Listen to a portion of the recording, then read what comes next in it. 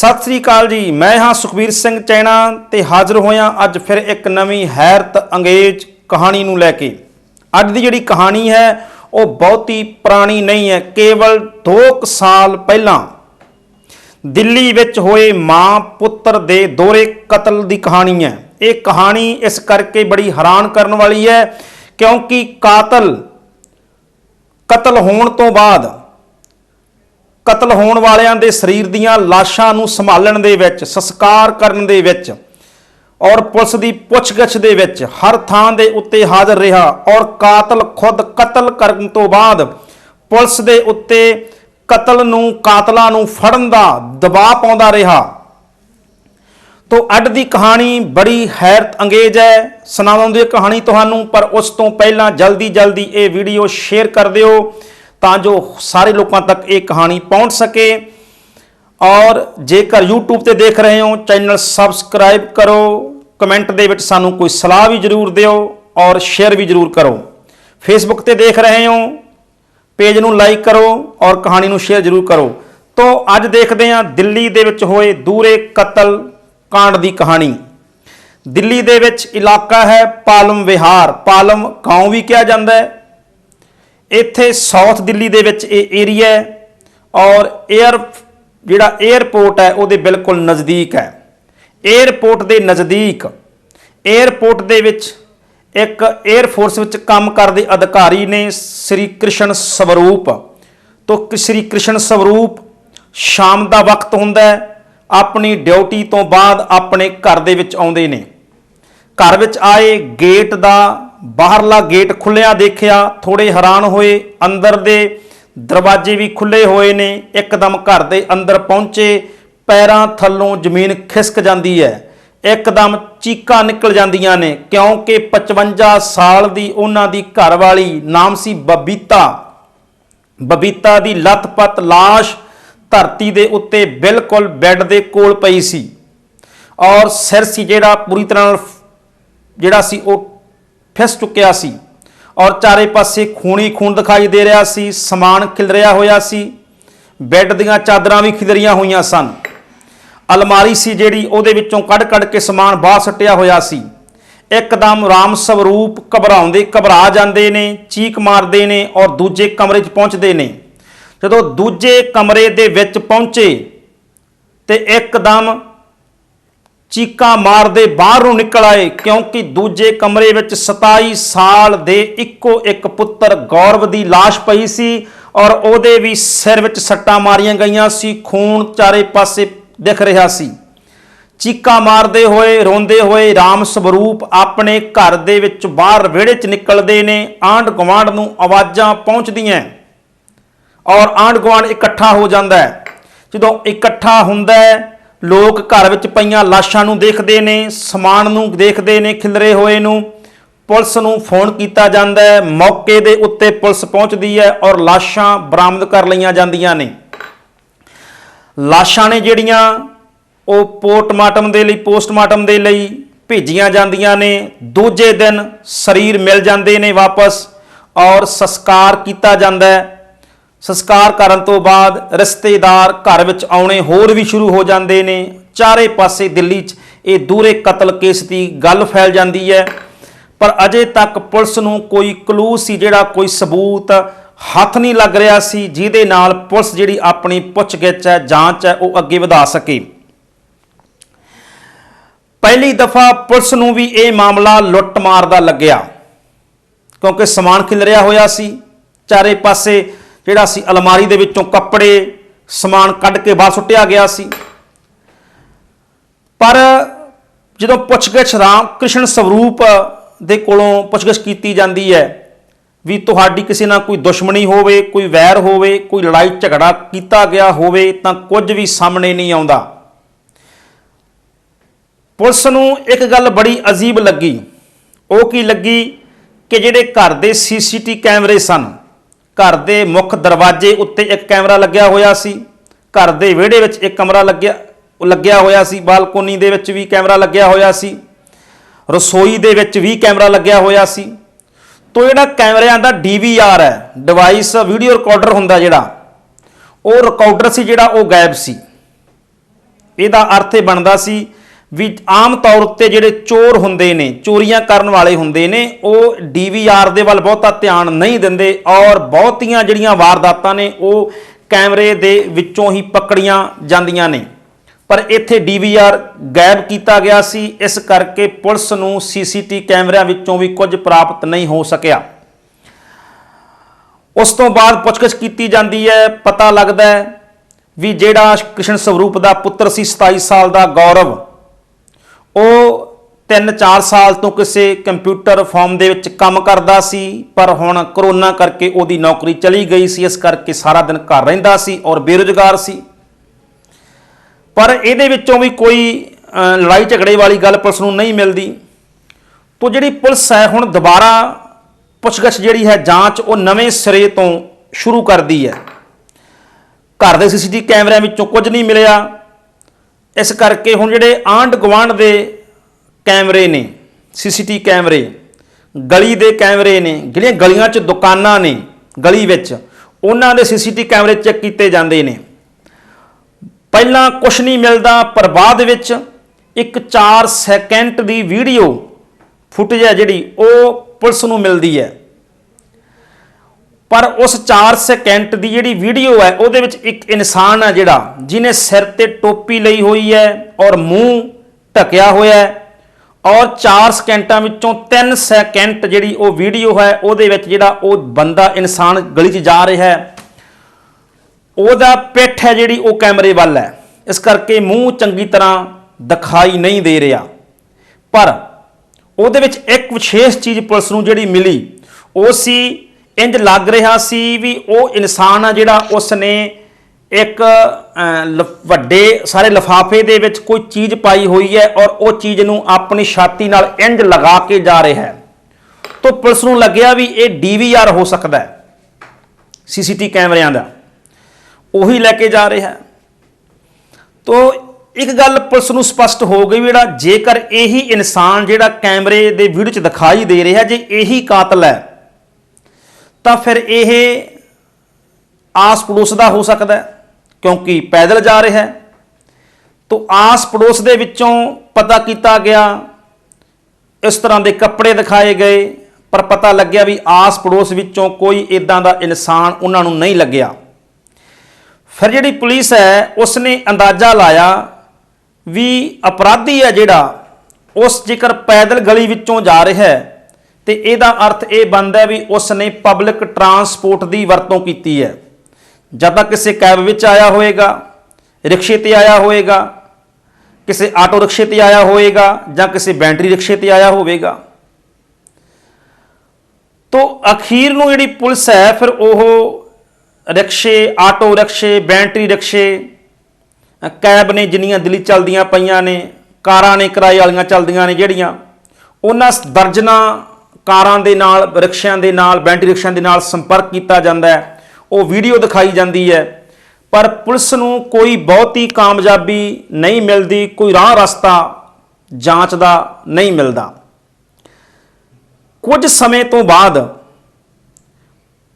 Police ਦੇ ਕੋਲੇ ਇੱਕ ਬੈਟਰੀ ਰਿਕਸ਼ੇ ਵਾਲਾ ਪਹੁੰਚਦਾ ਹੈ ਔਰ ਉਸ ਬੈਟਰੀ ਰਿਕਸ਼ੇ ਵਾਲੇ ਨੇ ਜੋ ਪੁਲਿਸ ਨੂੰ ਦੱਸਿਆ ਉਹ ਕੁਛ ਤਸੱਲੀ ਦੇਣ ਵਾਲਾ ਸੀ।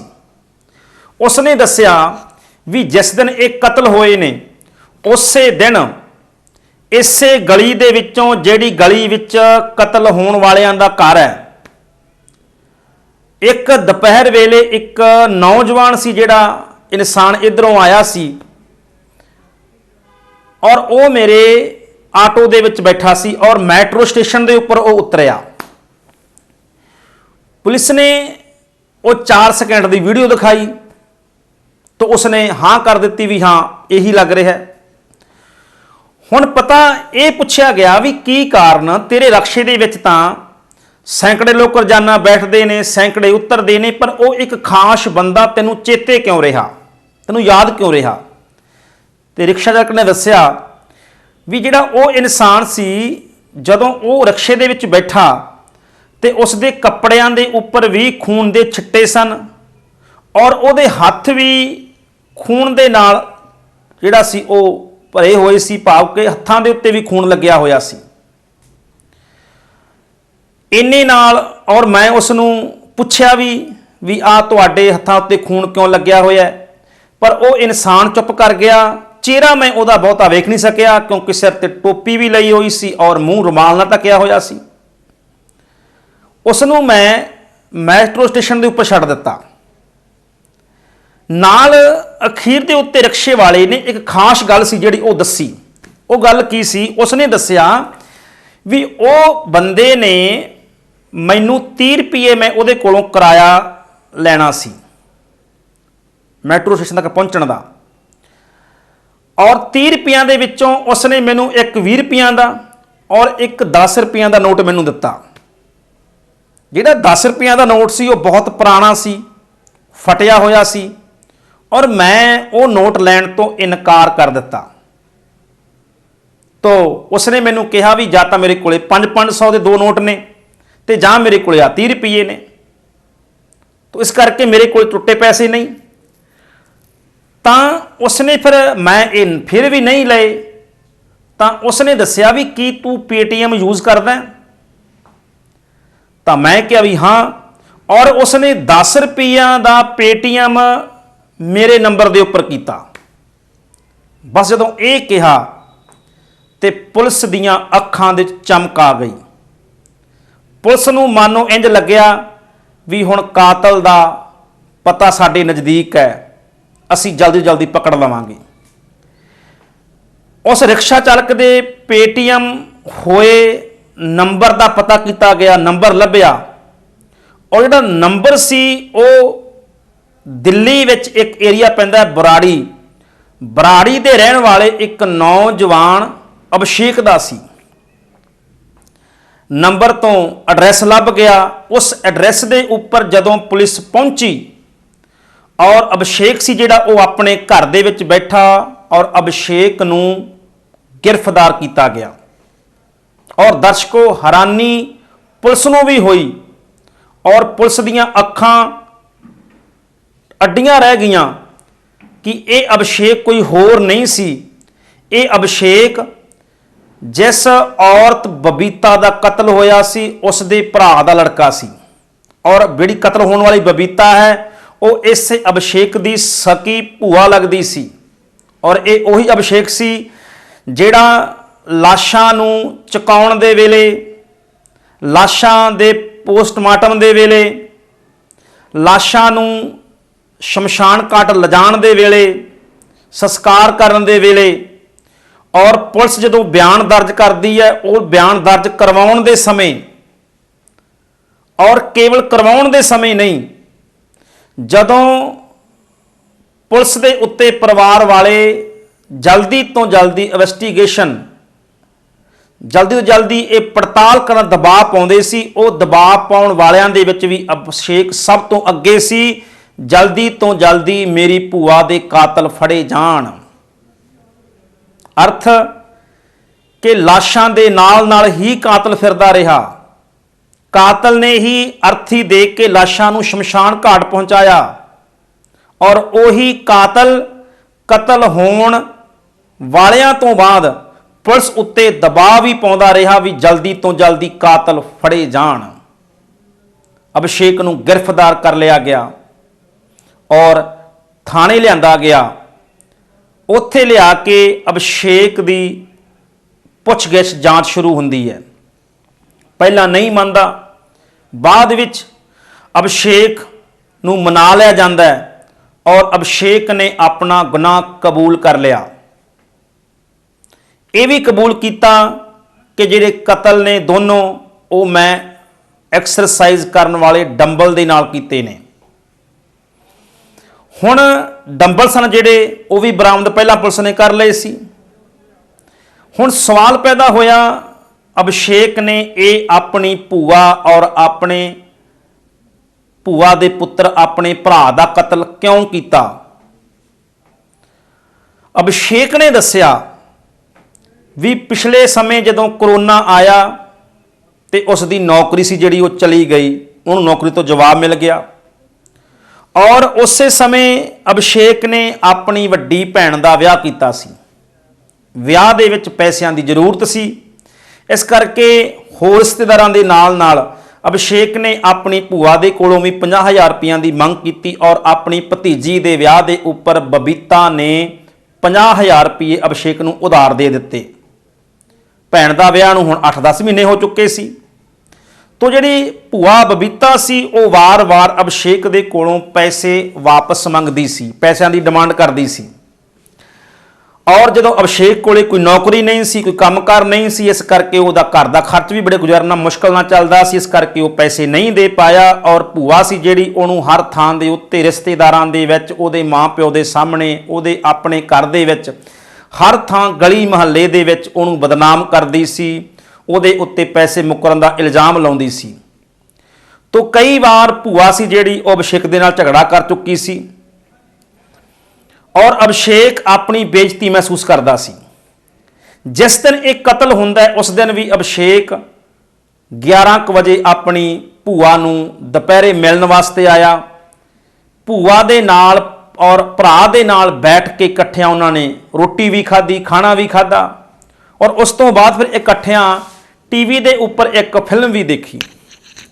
ਫਿਲਮ ਦੇਖਦਿਆਂ ਹੀ ਭੂਆ ਨੇ ਦੁਬਾਰਾ ਅਭਿਸ਼ੇਕ ਦੇ ਕੋਲੇ ਪੈਸਿਆਂ ਦੀ ਗੱਲ ਸ਼ੁਰੂ ਕਰ ਲਈ, ਪੈਸਿਆਂ ਦੀ ਡਿਮਾਂਡ ਕੀਤੀ ਔਰ ਇਹਦੇ ਵਿੱਚ ਭੂਆ ਤੇ ਭਤੀਜੇ ਵਿੱਚ ਝਗੜਾ ਹੋ ਗਿਆ, ਲੜਾਈ ਹੋ ਗਈ ਔਰ ਅਭਿਸ਼ੇਕ ਨੂੰ ਲੱਗਿਆ ਕਿ ਉਸ ਦੀ ਭੂਆ ਉਸ ਨੂੰ ਜ਼ਲੀਲ ਕਰ ਰਹੀ ਹੈ। ਗੁੱਸੇ ਵਿੱਚ ਆਇਆ ਔਰ ਕੋਲ ਡੰਬਲ ਪਿਆ ਸੀ, ਡੰਬਲ ਭੂਆ ਦੇ ਚੱਕ ਕੇ ਸਿਰ ਵਿੱਚ ਮਾਰਿਆ, ਜਿਸ ਦੇ ਨਾਲ ਭੂਆ ਸੀ ਜਿਹੜੀ ਉਹ ਧਰਤੀ ਉੱਤੇ ਡਿੱਗ ਪਈ। ਦੂਜਾ ਵਾਰ ਕੀਤਾ ਤੇ ਤੀਜਾ ਵਾਰ ਜਦੋਂ ਸਿਰ ਵਿੱਚ ਕੀਤਾ, ਜਿਹੜੀ ਭੂਆ ਸੀ ਉਹਦੀ ਮੌਤ ਹੋ ਜਾਂਦੀ ਹੈ। ਭੂਆ ਦੀ ਮੌਤ ਹੋਈ, ਅਭਿਸ਼ੇਕ ਘਬਰਾਇਆ ਪਰ ਇੱਕਦਮ ਫਿਰ ਦਿਮਾਗ ਵਿੱਚ ਆਇਆ ਔਰ ਦੂਜੇ ਕਮਰੇ ਵਿੱਚ ਗਿਆ। ਦੂਜੇ ਕਮਰੇ ਵਿੱਚ ਬੈਠੇ ਆਪਣੀ ਭੂਆ ਦੇ ਪੁੱਤਰ 27 ਸਾਲ ਦੇ ਗੌਰਵ ਜਿਹੜਾ ਕਿ ਪੜ੍ਹ ਰਿਹਾ ਸੀ, ਉਹਦੇ ਸਿਰ ਦੇ ਉੱਪਰ ਪਿਛਲੇ ਪਾਸੇ ਤੋਂ ਵਾਰ ਕੀਤਾ। 3 ਵਾਰ ਅਭਿਸ਼ੇਕ ਨੇ ਗੌਰਵ ਦੇ ਸਿਰ ਵਿੱਚ ਕੀਤੇ, ਜਿਹਦੇ ਨਾਲ ਗੌਰਵ ਦੀ ਵੀ ਉੱਥੇ ਮੌਤ ਹੋ ਗਈ। ਉਸ ਤੋਂ ਬਾਅਦ ਉਹਨੂੰ ਪਤਾ ਸੀ ਭੂਆ ਦੇ ਘਰ ਵਿੱਚ ਕੈਮਰੇ ਲੱਗੇ ਹੋਏ ਨੇ। ਉਸ ਨੇ ਜਿਹੜਾ ਕੈਮਰਿਆਂ ਦਾ DVR ਸੀ ਉਸ ਨੂੰ ਉਤਾਰਿਆ, ਉਸ ਨੂੰ ਇੱਕ ਲਿਫਾਫੇ ਦੇ ਵਿੱਚ ਪਾਇਆ ਔਰ ਘਰ ਵਿੱਚ ਜਿਹੜਾ ਸਮਾਨ ਸੀ, ਬੈੱਡ ਦੀ ਚਾਦਰ ਸੀ, ਰਸੋਈ ਦਾ ਸਮਾਨ ਸੀ, ਅਲਮਾਰੀ ਸੀ ਭੂਆ ਦੀ, ਅਲਮਾਰੀ ਵਿੱਚੋਂ ਕੱਢ ਕੇ ਸਮਾਨ ਜਿਹੜਾ ਉਹ ਬਾਹਰ ਸੁੱਟਿਆ ਔਰ ਇਹ ਯਤਨ ਕੀਤਾ ਵੀ ਇਹ ਸਾਬਤ ਹੋਵੇ ਵੀ ਇਹ ਕਿਸੇ ਚੋਰ ਉਚੱਕੇ ਦਾ ਕੰਮ ਹੈ, ਇਹ ਲੁੱਟਮਾਰ ਦਾ ਮਾਮਲਾ ਹੈ। ਔਰ ਉਸ ਤੋਂ ਬਾਅਦ ਅਭਿਸ਼ੇਕ ਵਾਪਸ ਆਪਣੇ ਘਰ ਵਿੱਚ ਆ ਜਾਂਦਾ ਹੈ ਔਰ ਘਰ ਵਿੱਚ ਆਪਣੇ ਮਾਤਾ ਪਿਤਾ ਦੇ ਕੋਲ ਆਮ ਹਾਲਾਤਾਂ ਵਿੱਚ ਬੈਠ ਜਾਂਦਾ ਹੈ।